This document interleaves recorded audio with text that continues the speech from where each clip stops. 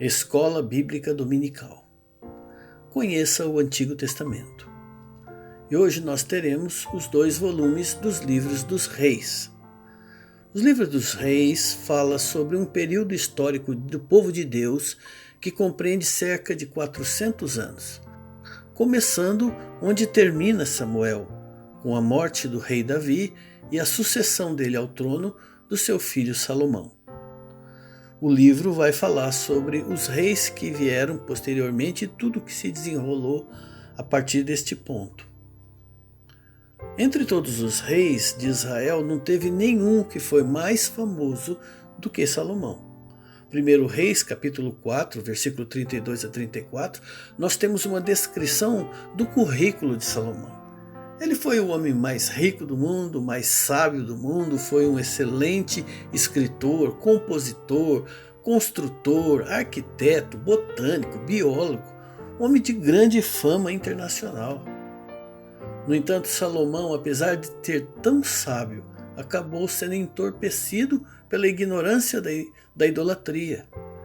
Ele, com as suas uniões conjugais para fazer aliança com outros reinos, acabou adotando, trazendo as práticas libertinas e idólatras de outras nações para dentro do seu reino. Esse é um veneno que tirou, entorpeceu a sua mente. E nós podemos, pensando nisso também, pensar no que poderia servir como uma ameaça, um veneno à nossa vida espiritual. Pode ser o nosso trabalho, pode ser o dinheiro, bens, o desejo de ganhar, de ficar rico, ou será os nossos passeios, lazer, que priorizam a nossa vida em lugar de Deus, ou sexualidade, imoralidade e outras coisas tais. Uma visão panorâmica do livro. Informações básicas. O autor foi um historiador que escreveu em algum período, ou vários, aqui entre o ano 970 e 560 a.C. Ele tinha como alvo descrever a história política do reino dividido. E os versículos chaves no primeiro livro nós temos o capítulo 3, versículo 9, onde Salomão pede a Deus sabedoria para governar. Ele diz: "Dá, pois, ao teu servo um coração compreensivo para julgar este povo, para que prudentemente eu possa discernir entre o bem e o mal, pois quem é que poderia julgar um tão grande povo como esse?" E aí no segundo livro nós temos no capítulo 17 uma palavra de repreensão de Deus ao povo.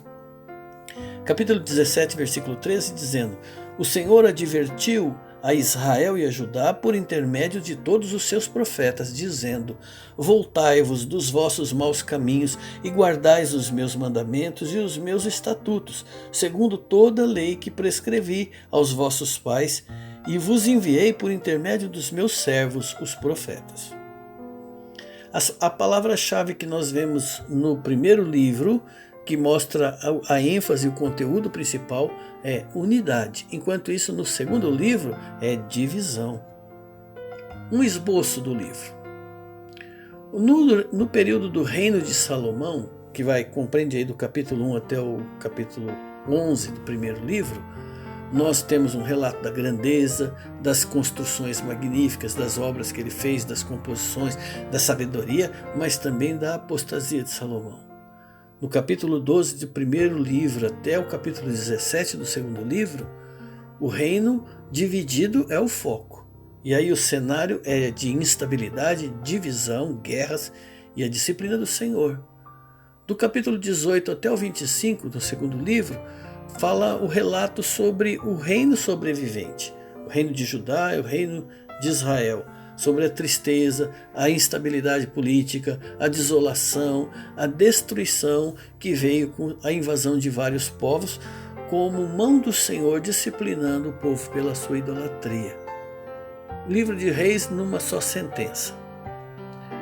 Deus preservou o seu povo disciplinando como um exílio, mas ele manteve fiel as alianças que tinha estabelecido com Davi e com Abraão. Israel, reino unido e reino dividido.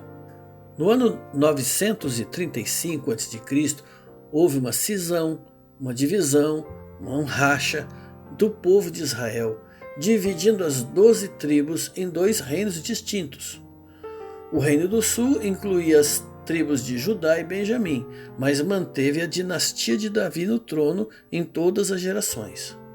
O Reino do Norte incluía 10 outras tribos, mas foi marcado por uma instabilidade no trono, um sucedendo o outro através de golpes de Estado, de guerras, de assassinatos, e várias dinastias subiram ao trono de Israel. Nós temos no Reino Unido, aconteceram duas dinastias, a dinastia de Saul, ou seja, a família de Saul, que o herdeiro natural deveria ser o seu filho, e depois nós temos a dinastia de Davi. E o reino ainda estava unido. Depois, no Reino do Norte, quando houve a divisão, houve 9 dinastias, ou 9 famílias ocuparam o trono, sempre através de golpe de Estado, de guerras, de morte, de assassinato, de conspiração. No Reino do Sul, que é Judá, sempre foi uma única dinastia, ou seja, todos os descendentes de Davi sentaram no trono. Em termos de súditos, no Reino Unido, as 12 tribos estavam juntas. No reino separado, o Reino do Norte foi composto por 10 tribos de Israel e o Reino do Sul por 2 tribos de Israel. Em termos de monarquia, os reis do período da União, que foi Davi e Saul, nós tivemos um rei que foi fiel, que é o Davi, e um rei que foi infiel, que foi Saul. No Reino do Norte, todos os reis foram infiéis ao Senhor. No Reino do Sul, nós tivemos reis que foram bons e outros não.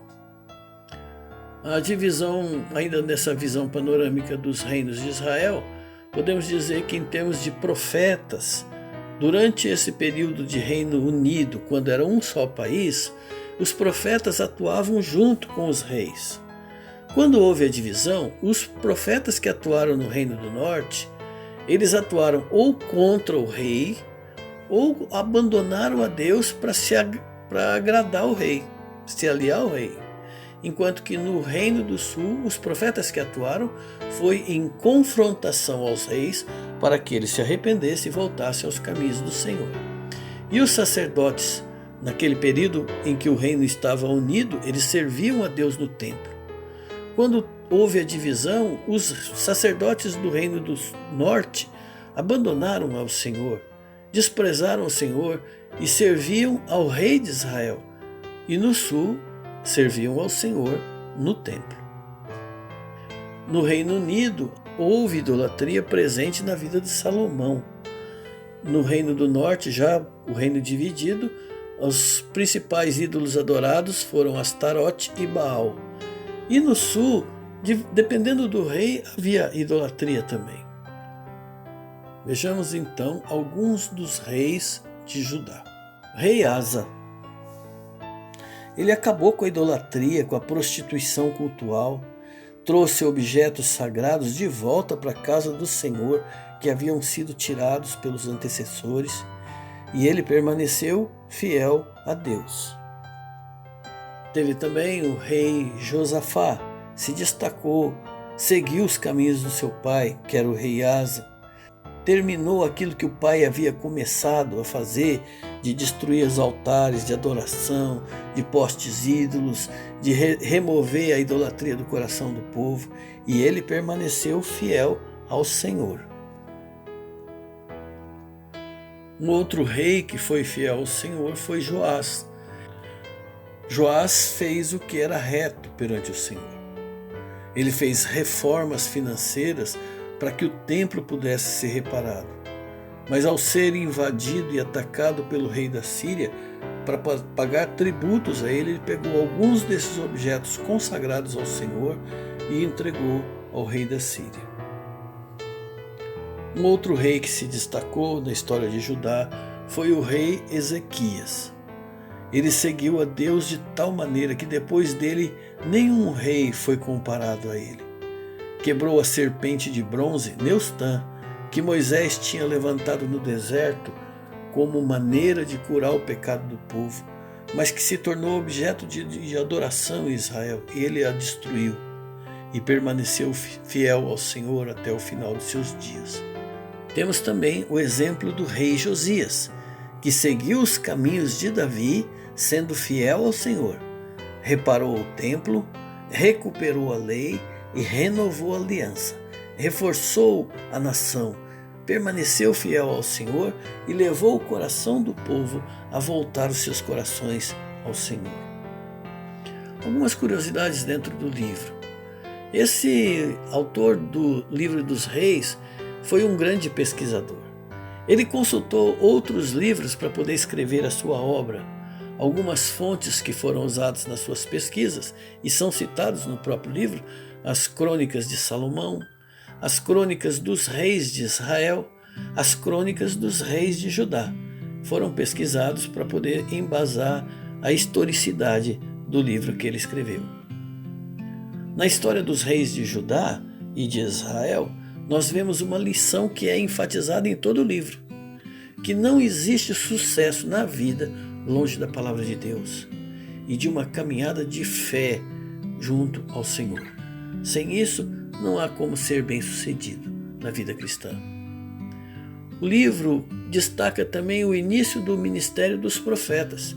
Elias e Eliseu são os precursores do movimento profético e culmina nos profetas escritores, através deles, porque eles abriram escolas de profetas e com o exemplo de vida deles, com o modelo de vida deles, com aquilo que eles fizeram, eles deram início aos profetas que mais tarde seriam escritores e escreveram outros livros também.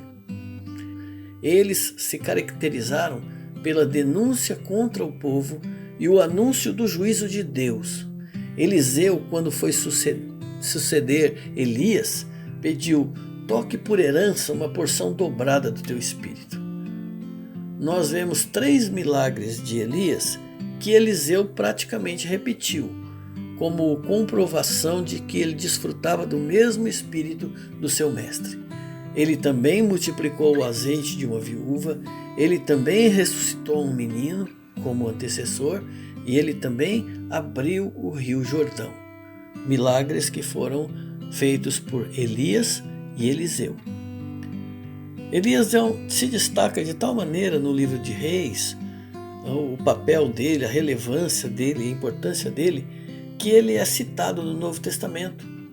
Ele é citado em comparação a João Batista, quando Jesus diz: quem dizem que eu sou? E uns dizem que você é Elias, que retornou. Na transfiguração, quando Pedro, Tiago e João, junto com Jesus, viram a aparência de Jesus com o corpo glorificado, ali apareceu para ele Moisés e Elias. E também lá no Apocalipse, quando fala de 2 testemunhas que vão aparecer perto do juízo do Senhor, perto do retorno da volta de Cristo, fala sobre o aparecimento novamente de Elias. Bom, nós podemos concluir o livro lembrando que todos os reis de Israel, seja do reino do norte ou do reino do sul, tiveram oportunidades de ser fiéis ao Senhor. Mas poucos foram aqueles que aproveitaram essas oportunidades. A diferença estava no interesse de cada um deles. Diante de tantos reis, o padrão de Davi ainda deve ser seguido. Independente do que nós façamos, nós devemos buscar ter um coração segundo o coração de Deus. Que o Senhor possa abençoá-los também na leitura dos 2 livros dos reis.